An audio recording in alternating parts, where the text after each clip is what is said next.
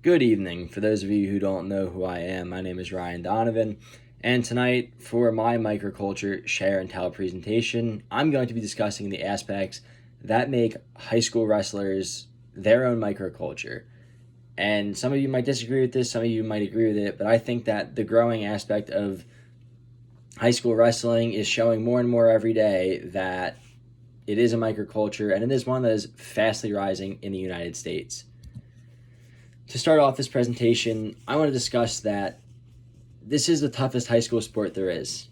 Some of you might agree with me, some of you might disagree with me, but the sheer facts of how practices are run and the mental toughness required and the physical toughness required hands down make this the toughest sport there is. Only the toughest survive, physically and mentally, as I stated previously. You need to be physically tough. You're fighting an opponent for 6 minutes under the spotlight, on the mat, with all eyes in the gym on you. There's no one else to blame. You need to be physically tough to be able to handle that opponent. You don't want to get dominated out there. You want to be the one that does the dominating. In order to do that, you need to be physically strong. Next strength is mental. You need to be mentally strong to be able to go out with a deficit late in the match when you're tired and you want to give up, because it'd be easy to give up, but you need to be mentally strong to persevere through, get those points, get yourself a win, and then get the team a win in the end. So we're going to get into why it's a microculture right now. The beliefs and values of this sport are plain and simple. Wrestlers believe that only the best survive. The best train physically and the best train mentally. Practices are run with the belief that hard work is key, and wrestlers are expected to give every single thing they have while physically fighting another person for 6 minutes. 6 minutes might not seem like that long of a time, but when you're tied up with another person, you're on top of each other, you're hot, you're sweaty, you're hurting, you're in uncomfortable situations, sometimes 6 minutes can seem like a lifetime. In these matches that do go the distance, they make or break some of the best wrestlers in the nation. Wrestlers give everything they have for the entire match, and that's why the beliefs and values are that you need to be able to give your all to help support the team and help the overall team victory. Next, moving to the characteristics of people who wrestle, these are some of the most dedicated people I have ever met in my entire life. We had morning runs at Hunterdon Central before school started. Be there at 6:30 in the morning, run workout for a half hour, get ready to go for school by 7:30, come back in practice at the end of the school day for 2.5 hours to 3 hours sometimes, depending on how the season was going. Dedication is key. We're out late, matches, homework, other schoolwork, our personal lives, balancing work, relationships, friendships, and being on the number 2 team in the state of New Jersey for my senior year. It was a lot to handle. And then being able to get in the morning and sacrifice sleep, sacrifice maybe spending some more time at home with your parents or family members, you put everything on the line, and you put your body on the line too when it comes time to cut weight. A lot of people are dedicated, myself included. I lost over 30 pounds going into senior year of high school. It was not easy, but I was able to benefit the team better in that aspect, and I was willing to do that for my team. That's the type of dedication that wrestlers have. That sets them apart from any other group of people. There's few other groups that would put themselves on the line to lose 30 pounds so that the team is better successful. Not a lot of people do that. Wrestlers do, and that's a prime example of why that group is a very strong microculture. Genetic traits of the group. Wrestlers are in very good shape. The beginning of the season always started with a week of practice that we did nothing but condition. And the goal of this was to wean some of the less in shape kids out.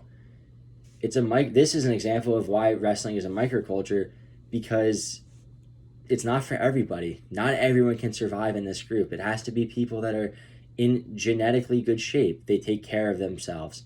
They work out 6 or 7 days a week. They eat the proper foods.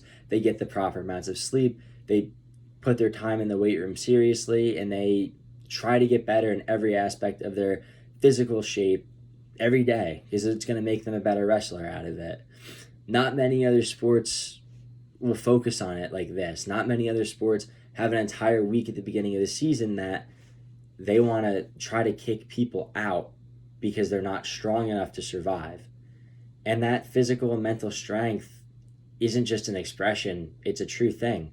If you're not mentally strong, you're not going to be able to push through the toughest matches where you do need that extra bit of mental strength to make yourself a winner. And that's why wrestling is a microculture, because that little bit of extra strength that sets apart a winner from a loser is something that people that are regular athletes don't have sometimes. Communication differences in wrestling is a huge reason of why this is a microculture of itself. In high school wrestling and all wrestling at any level, grade school, collegiate, professional, Olympic, they have their own phrases. For example, wrestlers might define a move on the mat that would be a single leg takedown as a single. I could go up to somebody that I wrestle with and say, hey, did you see my single in the match last night? How did I do? What can you critique? If I went up to somebody in the hallway that didn't wrestle and said, hey, did you see my single in the match last night? They would probably have no idea what I'm talking about. And that shows that wrestling is a microculture because the communication is there. In between the group, we would all know what that means. However, out of the group, no one knows what it means. It sets us apart from the general population of the high school and even other sport athletes, football players, soccer players, basketball players. They wouldn't know what that means. So it sets us apart, and it does show that we have our own distinct set of communication skills and terms that others wouldn't understand. And some interesting facts about high school wrestling that show that it's a microculture. High school wrestling ranks 6th in participation in all high school sports nationally.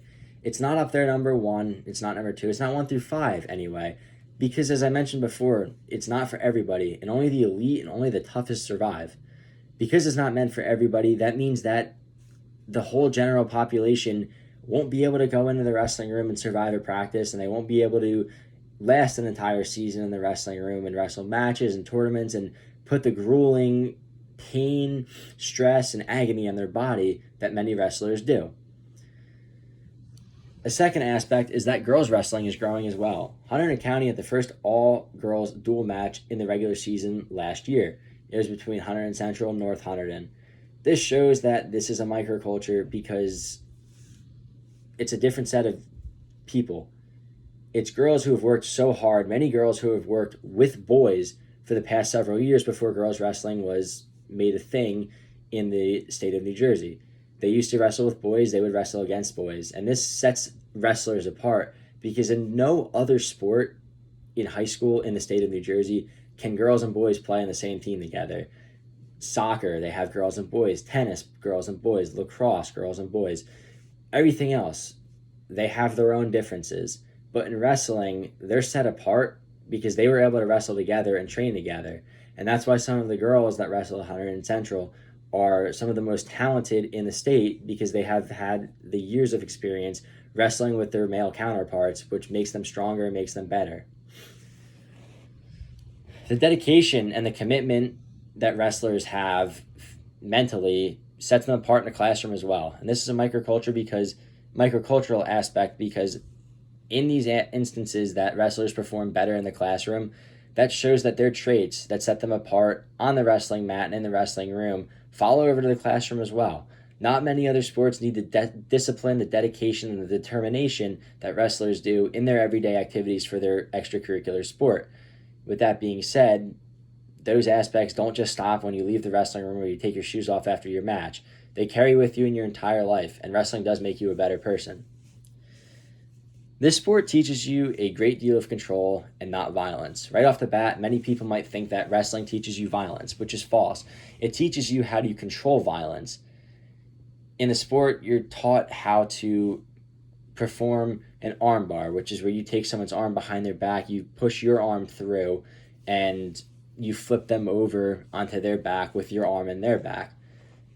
You don't want to rip someone's arm out of their socket, dislocate their shoulder, because if that happens, the match is going to be over. You're going to get called for potentially dangerous, and the person's going to dislocate their shoulder. You don't want to cause harm to anybody, no matter how grueling of an opponent they are. You want everyone to leave the mat at the end of the day safe as they came on. it teaches you how to control that. It teaches you how to be in a situation where you could dislocate someone's shoulder, but you're going to have the discipline not to, because it's going to help you and it's going to help your team in the long run. And lastly, this sport does build character.